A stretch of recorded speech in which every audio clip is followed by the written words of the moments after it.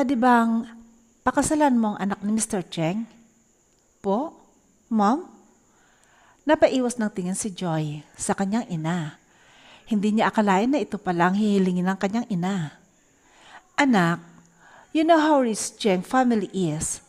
Silang makakatulong sa atin para makabangon ang kumpanya natin. I can't lose our business. Alam mo kung gaano ko pinaghirapan ito. Dahil ito rin ang nagtaguyod sa atin. Simula nang iwan tayo ng ama ninyo ni Brian, nakita mo naman kung gaano ako naghirap para lang pagtapusin ko kayo ng pag-aaral. Anak, please. Hinawakan niya ang kamay ni Joy. Dahilan para mapaangat ng tingin si Joy sa kanyang ina. Mapait siyang napangiti at dahan-dahang tumango sa kanyang ina kahit na tumututol ang kanyang puso. Maraming salamat, anak. Sinisigurado ko sa iyo, napakabait ng anak ni Mr. Cheng. Gwapo rin yon. At malamang sa malamang, mabilis lang kayo magkakadevelopan. Biro pa ng kanyang ina. Peking tawa na lang ang naisagot ni Joy sa sinabi ng kanyang mahal na ina. Ilang sandali pa tumunog na ang telepono nito. Sandali lang anak ha, may tumatawag. Wait, Mom. Aalis na rin po sana ako eh. Pupuntahan ko po si Hana. Ganon ba? Sure, go ahead. Mag-enjoy kayo at ibadito mo sa kanya na magiging Mrs. Cheng ka na. Napayo ko si Joy at sinot ang kanyang high heels. Nanghihina siyang lumabas ng kanilang bahay at nagpahatid sa kanyang personal driver patungo sa bahay ng kanyang kaibigan. Hana? Sigaw ni Joy sabay katok sa pinto ng bahay ni Hana. Joy! Malapad ng ngiti ang isinalubong sa kanya ng kanyang matalik na kaibigan. College best friends ang dalawa at ngayon ay may asawa na si Hana. Buti naman napadalaw ka ulit. Pasensya na ha, hindi kasi ako makalabas ng bahay eh. Napaka-istrikto kasi ng asawa ko. Buntis kasi ako kaya yun. Alam mo na, protective. Kamusta pala ang baby? May gender na ba? Tanong ni Joy. Wala pa. Next month pa malalaman. Upo ka muna. Anong gusto mo? Juice? Wine. May halong buntong hininga ang pagkakasabi ni Joy. Dahilan para mahalata ni Hana na problemado ang kanyang kaibigan. Agad niyang niyakap si Joy. Kasabay noon ang pagtulo ng mga luha niya. Bes, si Mami kasi. Anong nangyari? Makikinig ako sa iyo. Magkwento ka. Hinimas ni Hana ang likod ni Joy. Gusto niya kasi akong ipakasal sa anak nung business partner niyang si Mr. Cheng. Ni hindi ko nga kilala yon. At alam mo namang ayokong mag-asawa. Kahit nga nobyo wala ako. Ano? Bakit ka naman pumayag? Hindi ba alam ni tita na trauma ka sa mga lalaki? Dahil sa dad mo? Napailing si Joy. Sabay po na sa kanyang mga luha. Hindi ko makakalimutan lahat ng ginawa sa amin ni dad. Kung paano niya saktan si mami. Basagin lahat ng gamit sa bahay. Mambabae at pagbuhatan kami ng kamay ni kuya. Iniwan niya kami para sa babae niya. Nakita ko kung gaano siya kawalang hiya, Hana. Pakiramdam ko, lahat ng lalaki kagaya lang ni dad. I was just 10 years old that time. Pero Hana, dahil din doon, hindi ko magawang tanggihan si mami. Ang hirap humindi sa kanya. Paano yan ngayon? Napakahirap namang magpakasal sa taong hindi mo pa kilala ng lubusan. Pero malay mo, iba siya sa inaakala mo. Baka naman, mabait yung lalaki. Subukan mo munang kilalanin. Ayoko nga. Ayoko magpakasal. Ayoko sa mga lalaki. Alam mo yun. Mas gugustuhin ko pang maging single habang buhay. Kaysa naman matulad ako kay mami. Nagpakasal sa maling lalaki. Sa maling tao. Sa kagaya ni dad. Tinapik ni Hana ang kanyang kaibigan. Ikukuha lang kita ng cookies. Sakto. May binig ako kanina. Buksan mo na ang TV. Mag-chill na lang tayo para kahit papaano, mabawasan ang sama ng loob mo. Sabi ni Hana at tumayo. Thank you, Bess. Lumipas ang ilang araw at isinama si Joy ng kanyang ina sa isang business trip. Ang araw din na yon ang unang beses niyang makilalang lalaking mapapangasawa niya. Namamangha si Joy sa laki ng hotel na tutuluyan nilang mag-ina. Wow! Ang ganda naman ng interior. Bati ni Joy sa hotel. This is Mr. Cheng's property. Napakarami pa nilang hotel sa iba't ibang lugar dito sa Pilipinas. Mayabang ang tono ng boses ng kanyang ina. Napatango na lang si Joy at tumungo na sa kanilang silid. Magkatabi lang ang room nila ng kanyang ina. Nahiga naman si Joy sa kanyang kama, ngunit ilang sandali lang ay nakaramdam siya ng gutom. Naisipan niyang pumunta sa rooftop kung saan may restaurant at swimming pool.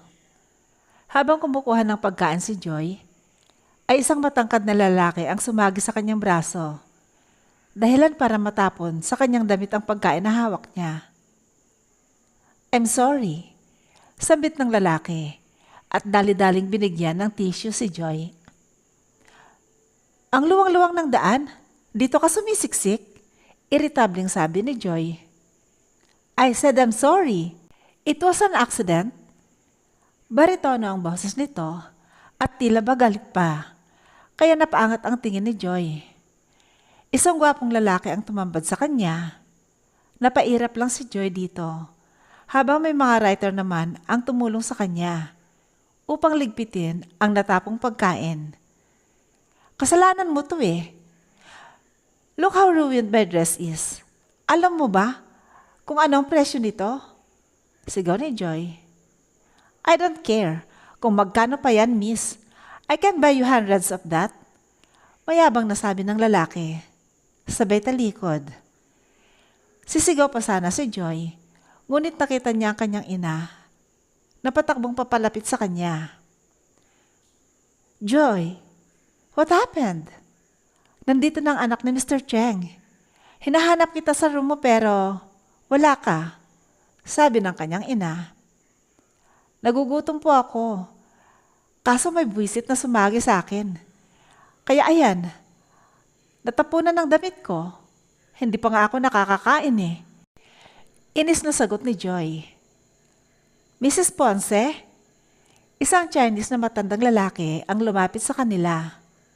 Mr. Cheng, it's nice to see you again. Is she your daughter? Tinuro niya si Joy. Yes, she's Joy. Hello po. Napayo ko si Joy. Very beautiful. My son is waiting for us. Let's go and have dinner together. Napangiti sila kay Mr. Cheng at agad na sumunod dito. Napahinto naman si Joy sa kanyang paglalakad nang makitang umupo si Mr. Cheng sa tabi ng lalaking nakasagutan niya kanina. This is my son, Liam Cheng. Napalunok ng sariling laway si Joy. Nagtama ang kanilang mga mata at kitang-kita ang pagsalubong ng mga kilay ni Liam kay Joy. Joy, greet him. Come on. Bulong ng kanyang ina. Hi. I'm Joy Ponce. It's nice to meet you. Inilahad ni Joy ang kanyang kamay. Nice to meet you, Joy. What a memorable first meet. Pilyong sabi ni Liam, sabay ngisi. Hinawakan niya ng mahigpit ang kamay ni Joy. Enough shaking my hand. Inis na sabi ni Joy dahil naramdaman niya ang sakit ng mga daliri niya. Sinamaan niya ng tingin si Liam. Joy, did you two already meet? Tanong sa kanya ng kanyang ina. Yes, Mom. Siya yung buwisit na nakatapon ng pagkain ko kanina. My gosh, anak. Is there something wrong, Mrs. Ponce? Tanong ni Mr. Cheng. No, sir. Nothing's wrong. Where's Mrs. Cheng? Is she coming? Ah, yes. She's in the bathroom. Let's wait for her. Napabuntong hininga si Joy at muling napatingin kay Liam na ngayon ay abala naman sa kanyang cellphone. Bakit naman kaya pumayag ang asungot na to na magpakasal sa akin?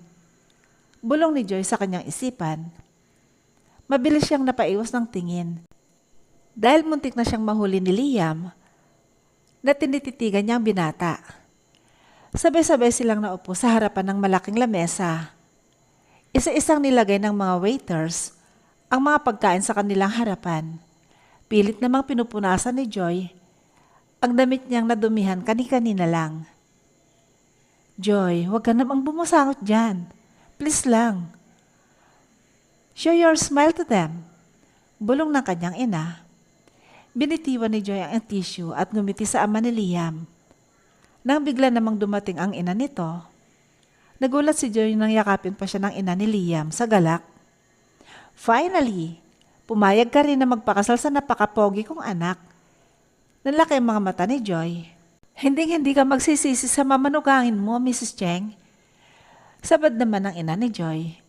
I'm so happy. Napakagandang bata ba naman ng anak mo, Mrs. Ponce? Napag-alaman ni Joy na Pilipino pala ang ina ni Liam. Ngunit lahing Chinese naman ang ama nito. Hindi nakakapagtaka ang magandang combination dahil para maging gwapo si Liam. Let's eat? Sorry na late ako. I went to the bathroom kasi. Napayo ko si Joy. Pilit siyang kumain. Kahit pakiramdam niya ay maluluwa na niya ang mga masasarap na pagkain kaharap niya. Walang imik si Joy hanggang matapos ang kanilang dinner. I suggest the both of you start dating. What if ilibot mo si Joy sa mall, museum, or some parks? Have small talks para naman maging komportable na kayo sa isa't isa. Sabi pa ni Mrs. Cheng. Napatingin si Joy kay Liam. Sure, Mom. I will. Saad ni Liam, sabay ngiti kay Joy. That's great. Oh, paano? Mauna na kami sa room. Let's see each other tomorrow ulit. Balae? Masayang sabi pa ng ina ni Joy.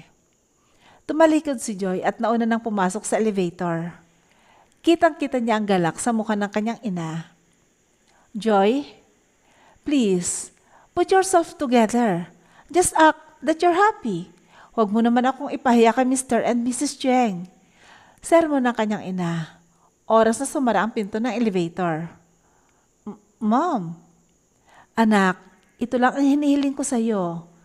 I know, mahirap tanggapin pero kailangan mo rin ito para sigurado akong maayos ang future mo. Hinawakan ng kanyang ina ang pisngi nito. Napatango na lamang si Joy at lumabas na sila ng elevator patungo sa silid ng kanilang tutulugan. Buong gabing hindi makapag-isip ng maayos si Joy. May parte sa kanya na gusto niyang tumanggi na lamang, ngunit hindi niya yun kayang gawin sa kanyang ina. Kinabukasan, hindi nakasabay mag-almusal si Joy sa kanyang ina dahil sumama ang pakiramdam nito. Sobrang sakit ng kanyang ulo dahil hindi ito nakatulog. Mag-isa siya sa kanyang silid at magdamag nakahiga lamang sa kama nang biglang may kumatok sa kanyang pinto. Come in, sabi niya. Buong akala niya ay maintenance ng hotel ang papasok ngunit laking gulat niya nang makita si Liam. Napatakip siya ng mukha. Dahil nadatnan siya ni Liam na wala man lang kaayos-ayos, na hindi man lang nakapagsuklay ng kanyang buhok.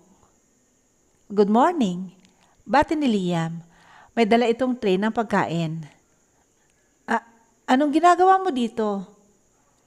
My mother told me na dalhan kita ng pagkain. And she even bought a medicine for you. Masama raw kasi ang pakiramdam mo. Sagot ng binata. Napatango si Joy. Sorry about kahapon. Hindi ko na ulitin yung pagmamaldita ko sa'yo. Sambit pa ng dalaga. That's fine. Kumain ka na and take your meds. If hindi mo kayang umalis today, It's fine. Asikasuhin na lang natin ang kasal. Iyon ang mas importante. Seryosong saad ni Liam. Sige. Thank you. By the way, I need your social media para naman alam ko kung saan ka kokontakin. Sabi ni Liam at inilabas ang cellphone niya. Agad na sinearch ni Joy ang mga accounts niya sa cellphone ni Liam. Namangha naman si Joy sa dami ng followers ni Liam sa kanyang mga accounts. Dan, sambit ni Joy. Sabay abot ng cellphone dito sa kanya. Thanks, aalis na ako. And enjoy your breakfast. Thank you. Nang sumarado ang pinto, ay kinuha ni Joy ang kutsara at nagsimula ng kumain. Mukha namang mabait. Bulong ni Joy sa kanyang sarili. Lumipas ang mga araw, naging maayos ang pakikitungo ni Joy kay Liam. Pinilit niyang ipakita na masaya siyang ikakasal sa binata upang maging masaya rin ang kanyang ina. Dumating ang araw ng kanilang kasal. Pilit na nakangiti si Joy habang nakaharap sa altar.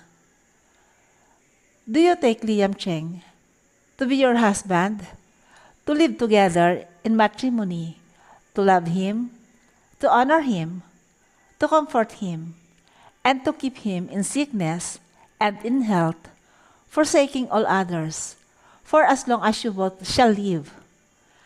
Napatitig si Joy sa mga mata ni Liam. Tila ba blanco ang isip nito sa mga oras na yon. Yes po, Father. Sagot na lamang ni Joy.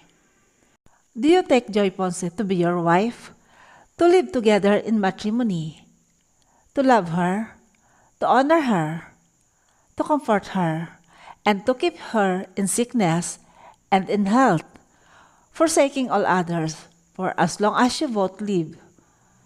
Yes, Father. I pronounce you husband and wife. You may now kiss the bride. Sa isang kurap lamang ni Joy, ay laking gulat niya nang hawakan ni Liam ang batok nito. At siniil siya ng halik. Naiwang nakatulala si Joy sa bilis ng mga pangyayari. Iyon ang unang beses na nagtagpo ang mga labi ni Joy at ni Liam. Itinaas ni Liam ang kanilang mga kamay habang nagpapalakpakan ang mga tao sa loob ng simbahan. Congratulations, newlywed! Napuno ng pagbati ang simbahan. Halos mangawit na rin ang panga ni Joy sa kakangiti sa mga kamera na nakapalibot sa kanila. Pagdating naman sa reception, ay napuno ng mga tao ang paligid.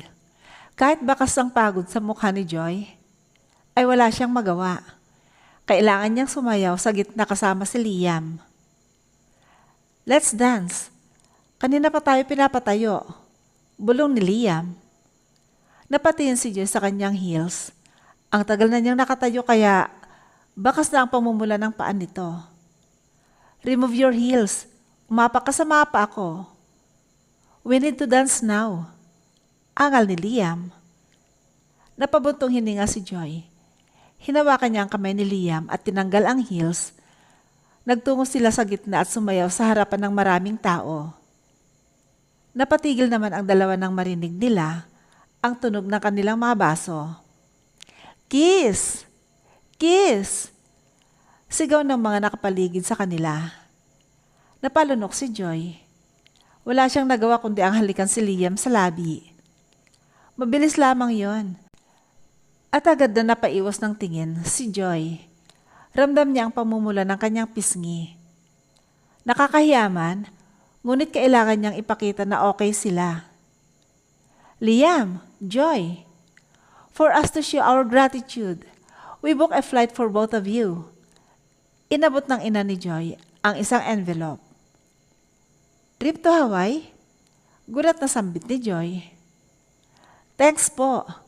But nakakabigla na naman na mamaya na ang flight. Hindi pa kami nakakapag-ayos ng gamit.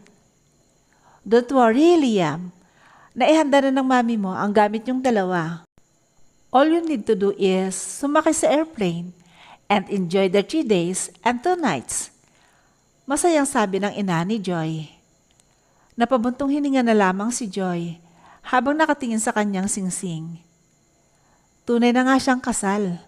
Wala na siyang magagawa, kundi ang tanggapin ito. Pagsapit ng madaling araw, mabilis na gumayak sina Joy at Liam upang tumungo sa airport. Bitbit nila ang mga maletang inihanda ng ina ni Liam. Halos hindi na makalakad si Joy sa sakit ng paa nito at bigat ng kanyang dinadala. Liam, baka naman pwedeng...